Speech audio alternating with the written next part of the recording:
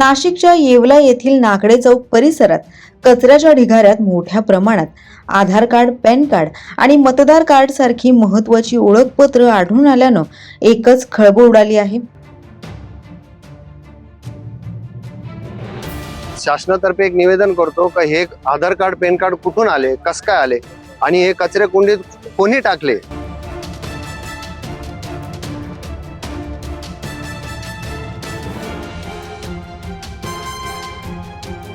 परिसरातील रेल्वे गेटच्या अलीकडे असलेल्या चौफुलीजवळ हा सगळा प्रकार घडलाय।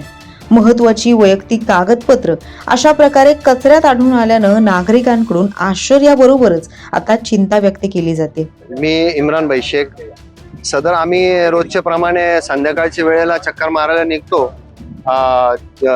सतपावली करायला, आणि आम्ही पाहिलं, आम्हाला निदर्शनात आलं का इथं आधार कार्ड, पॅन कार्ड आणि मतदान कार्ड भरपूर प्रमाणे कचऱ्याच्या कुंडीत आढळलेले आहे।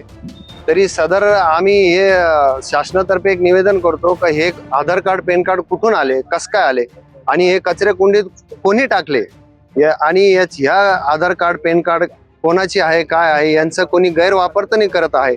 या हिशोबाने, या अनुषंगाने आम्ही हे शासनाला निवेदन करतो का सदर याची चौकशी व्हावे। नागडा रोड चौकीजवळ, हे चौफुलीजवळ हे सगळं आढळलेलं आहे। तरी सदर कृपया शासनाने याचा निवाडा करावा।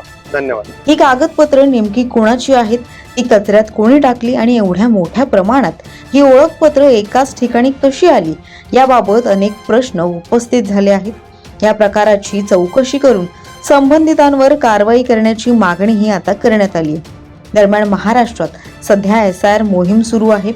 मतदार, आधार किंवा पॅन कार्ड सारखी ओळखपत्र या मोहिमेदरम्यान नागरिकांकडून सादर केली जात आहेत। याआधीच SIR मोहिमेबाबत अनेक शंका विरोधकांकडून उपस्थित करण्यात आल्या आहेत। अशातच येवल्यात अशा प्रकारे कचऱ्याच्या ढिगाऱ्यात ओळखपत्र सापडणं नक्कीच चिंतेची बाब मानली जाते।